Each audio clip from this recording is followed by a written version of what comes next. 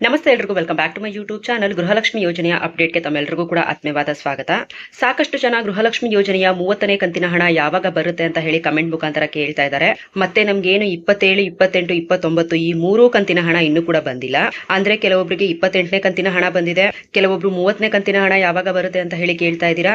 ಕೆಲವೊಬ್ರು ನಿಮ್ಗೆ ಇನ್ನೂ ಕೂಡ 29ನೇ ಕಂತಿನ ಹಣನೇ ಜಮಾ ಆಗಿಲ್ಲ, ಕೇವಲ 28ನೇ ಕಂತಿನವರೆಗೂ ಹಣ ಮಾತ್ರ ಬಂದಿದೆ ಅಂತ ಹೇಳ್ಬಿಟ್ಟು ಈ ರೀತಿಯಾಗಿ ಸಾಕಷ್ಟು ಪ್ರಶ್ನೆಗಳನ್ನ ನೀವು ಕಮೆಂಟ್ ಮುಖಾಂತರ ಕೇಳ್ತಾ ಇದ್ದೀರಾ. ಈ ವಿಡಿಯೋದಲ್ಲಿ ಇದೆಲ್ಲದ್ರ ಬಗ್ಗೆ ನಿಮಗೆ ಪಕ್ಕಾ ಕ್ಲಾರಿಟಿ ಸಿಗುತ್ತೆ. ಅದರ ಜೊತೆಯಲ್ಲಿ 30ನೇ ಕಂತಿನ ಗೃಹಲಕ್ಷ್ಮಿ ಯೋಜನೆಯ ಹಣ ಯಾವಾಗ ಬಿಡುಗಡೆ ಆಗಬಹುದು ಅನ್ನೋದ್ರ ಬಗ್ಗೆ ಕೂಡ ನಿಮಗೆ ಈ ಒಂದು ವಿಡಿಯೋದಲ್ಲಿ ಕ್ಲಾರಿಟಿಯನ್ನು ಕೊಡ್ತೀನಿ.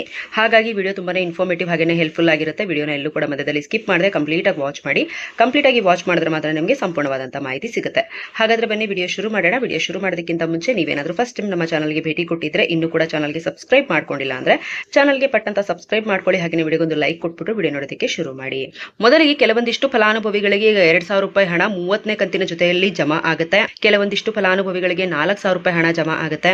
ಕೆಲವೊಂದಿಷ್ಟು ಫಲಾನುಭವಿಗಳಿಗೆ 6,000 ರೂಪಾಯಿ ಹಣ ಕೂಡ 30ನೇ ಕಂತಿನ ಹಣದ ಜೊತೆಯಲ್ಲಿ ಕೂಡ ಜಮಾ ಆಗುತ್ತೆ. ಹಾಗಾದ್ರೆ ಹೇಗೆ ಇದೆಲ್ಲ ಸಾಧ್ಯ? ಯಾರಿಗೆಲ್ಲ 6,000 ರೂಪಾಯಿ ಹಣ ಜಮಾ ಆಗುತ್ತೆ, ಯಾರಿಗೆಲ್ಲ 4,000 ರೂಪಾಯಿ ಹಣ ಜಮಾ ಆಗುತ್ತೆ ಅಂತ ಹೇಳಿ ನೀವು ಕೇಳೋದಾದ್ರೆ ನಿಮ್ಗೆಲ್ಲರಿಗೂ ಕೂಡ ಗೊತ್ತೇ ಇದೆ. ಕಳೆದ 1.5 ತಿಂಗಳು ಅಥವಾ 2 ತಿಂಗಳ ಒಳಗಡೆನೆ ಸುಮಾರು 3 ಕಂತಿನ ಹಣ ಜಮಾ ಆಗಿರೋದ್ರಿಂದ, 3 ಕಂತುಗಳ ಪ್ರೊಸೆಸ್ ಡಿಬಿಟಿ ಪ್ರೊಸೆಸ್ ಆಗಿರೋದ್ರಿಂದ ಕಳೆದ ಕೆಲವು ಕಂತುಗಳಿಗೆ ಕಂಪೇರ್ ಮಾಡಿ ನೋಡೋದಾದ್ರೆ ಪರ್ಸೆಂಟ್ ಲೆಕ್ಕದಲ್ಲಿ ನೋಡೋದಕ್ಕೆ ಹೋದ್ರೆ ಕೆಲವೊಂದಿಷ್ಟು ಫಲಾನುಭವಿಗಳಿಗೆ ಇನ್ನೂ ಕೂಡ ಹಣ ಜಮಾ ಆಗೋದು ಬಾಕಿ ಉಳ್ಕೊಂಡಿದೆ.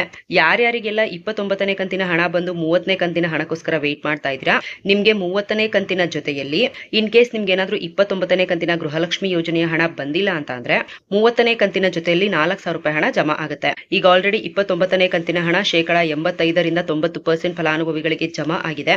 ಇನ್ನು ಕೂಡ ಒಂದು 10% 15% ಫಲಾನುಭವಿಗಳಿಗೆ ಹಣ ಬರೋದು ಬಾಕಿ ಇದೆ. ಯಾರೆಲ್ಲ 15% ಜನ ಇದ್ದಾರೆ ಅವರಿಗೆ 30ನೇ ಕಂತಿನ ಹಣ ಜಮಾ ಆಗುವಂತ ಸಂದರ್ಭದಲ್ಲಿ 4,000 ರೂಪಾಯಿ ಹಣ ಜಮಾ ಆಗುತ್ತೆ. ಯಾವುದೇ ರೀತಿಯಾದ ಡೌಟ್ ಇಲ್ಲ, ಪ್ರತಿ ಬಾರಿ ಕೂಡ ಇದೇ ರೀತಿ ಆಗ್ತಾ ಇರುವಂತದ್ದು. ಈಗ ನೆಕ್ಸ್ಟ್ ಒಂದು ಹಂತದಲ್ಲಿ ಹಣ ಬಿಡುಗಡೆ ಆಗಿ ಸ್ಟಾಪ್ ಆದಾಗ ನೆಕ್ಸ್ಟ್ ರೀಸ್ಟಾರ್ಟ್ ಆಗೋದು ನಿಮ್ಗೆ ಮುಂದಿನ ಕಂತು ರಿಲೀಸ್ ಆದಾಗ್ಲೇ, ಓಕೆನಾ?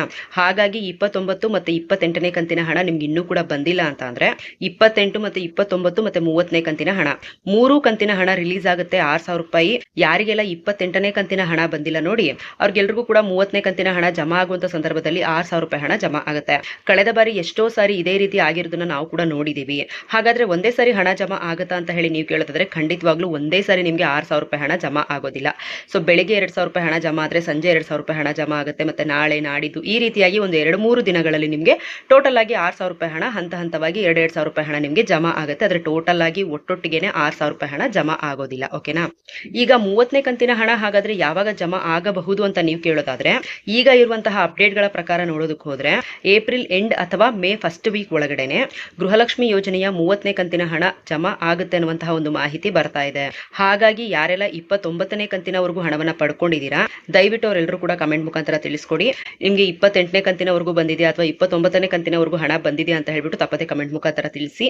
ಹಾಗೇನೆ ಈಗ ಲೇಟೆಸ್ಟ್ ಆಗಿ ಏನ್ 2-3 ಕಂತುಗಳ ಹಣ ಜಮಾ ಆಯ್ತಲ್ವಾ, ಆ ಹಣ ನಮ್ಗೆ ಇನ್ನೂ ಕೂಡ ಬಂದೇ ಇಲ್ಲ ಅಂತ ಹೇಳಿ ಕೂಡ ಕಮೆಂಟ್ ಮುಖಾಂತರ ತಿಳಿಸ್ತಾ ಇದ್ದಾರೆ.